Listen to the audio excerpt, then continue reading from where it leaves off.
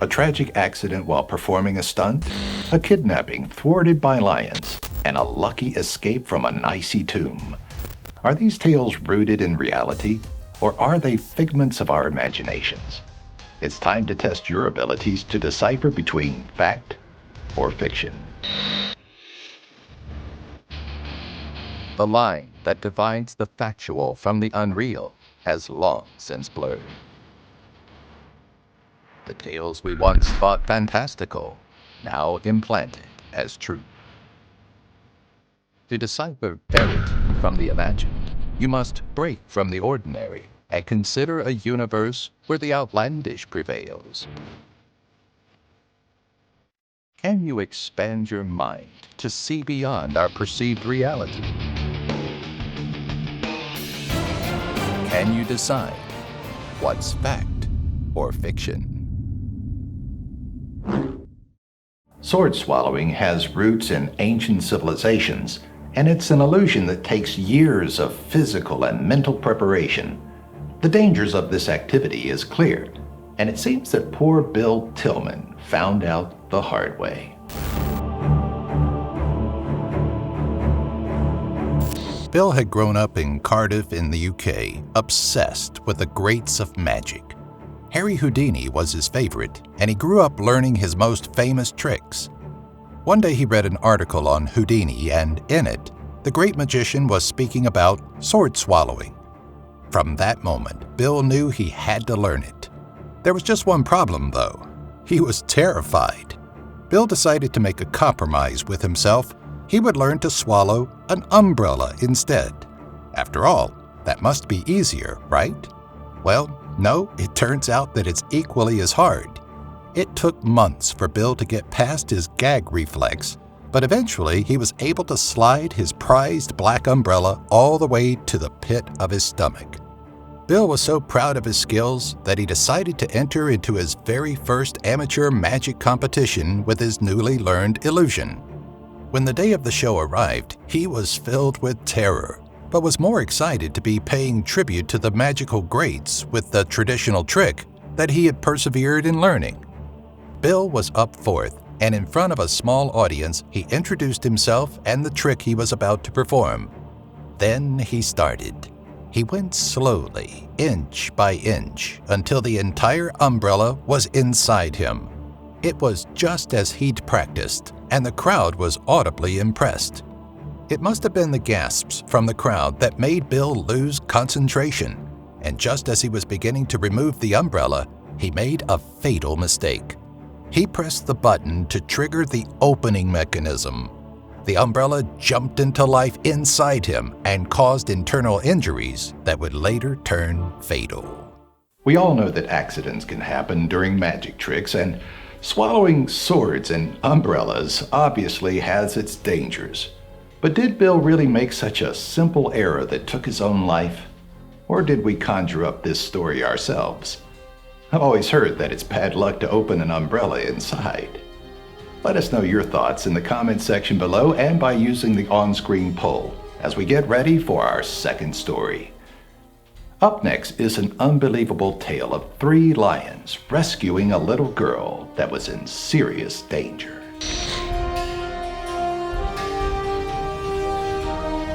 "12-year-old Faith was making her way home from school as she always did. It was a hot day in the south of Kenya, and the dust blew up in clouds in the refreshing afternoon breeze. Faith knew the 15-minute walk like the back of her hand. All she could think of was dinner as she strolled along the well-tread path. Completely in her own world, she was an easy target when 4 men ran up behind her to abduct her. Witnesses say they saw her being carried, kicking and screaming, into a van, but then she was gone. That is, until 1 week later when she reappeared in the strangest of manners. The 4 men were attempting to move Faith from the house they were hiding in, but as they did, 3 full-sized adult lions ran at the group. The 4 men dropped Faith and ran for their lives, leaving the little girl for dead. That's when the lions did the unthinkable. Forming a circle, the lions sat and protected the terrified little girl until police arrived to escort her to safety. In an odd twist of events, the lions walked away as if they knew their job had been done. Little Faith's survival may have been a miracle, but wildlife experts think that her cries may have fooled the lions into thinking she was a cub in danger. Whatever the reason, Faith had a lucky escape and was left with an incredible tale to tell. Lions are notoriously protective of their cubs, so it's perfectly possible that they could have saved Faith, thinking she was one of them. But why wouldn't the lions attack the police officers? Would they really have just walked away? Let us know what you think in the comments and with the poll. And let's get ready for our third and final tale for tonight's episode. The Arctic Circle is an unforgiving place, and one wrong move spells out certain death. Or does it? It was 1956 when Harold Schutz and his two colleagues set out for an Arctic expedition. They didn't expect it to be easy, but they had no idea exactly how challenging things were about to get. The expedition started well, and all three men were feeling strong and happy by the sixth day. It was only on the seventh, when they turned around to return to base, that things began going wrong. Tragedy struck just a few hours into the return journey when Harold's long-term colleague and friend, Andrew Holmes, fell into a crevasse and dragged most of their dogs and supplies in with him. Harold and his remaining colleague, Jack Lawson, had no choice but to walk through the snow and thick ice. They knew that their situation was dire now that they had no shelter or food and not enough dogs to pull a sled. But there was nothing to do but persevere.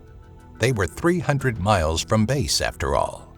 The men were soon starving and exhausted, and the only thing that stopped them from eating their dogs was the thought of having to pull their own sled. After a week of relentless walking, Jack Lawson succumbed to the cold and died. But somehow, Harold carried on, finally reaching the hut at base camp after a staggering 32 days walking through one of the most unforgiving environments on Earth.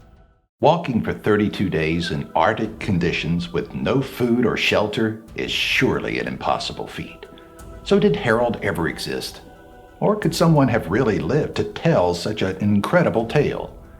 Let us know now in the comments section what you think while we get ready for the moment we've all been waiting for, the reveal.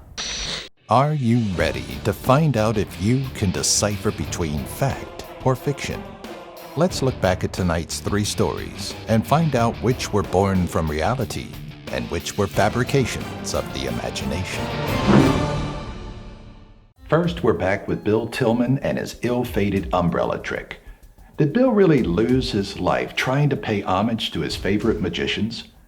Did his delight at the audience's reaction really make him lose concentration at such an important moment? Thankfully, no. This never really happened.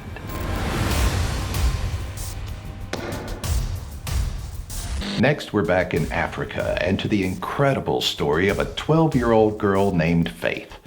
Did lions really save her from kidnappers without making a mark on her?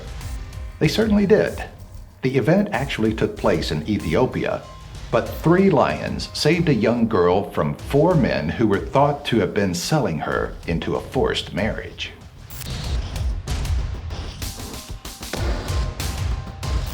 Finally, we're back in the Arctic with Harold Schutz.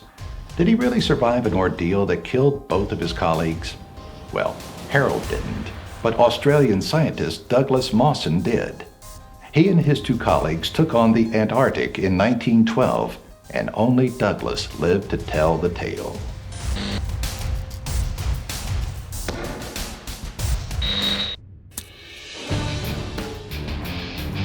How well did you do in tonight's video? Did you look past the deception of our world and define the off-blurred line that struggles to separate lies from the truth? Let us know in the comment section below. And should you find the urge to test your perceptions again, be sure to subscribe and join us next time when we ask you to decide what's fact or fiction.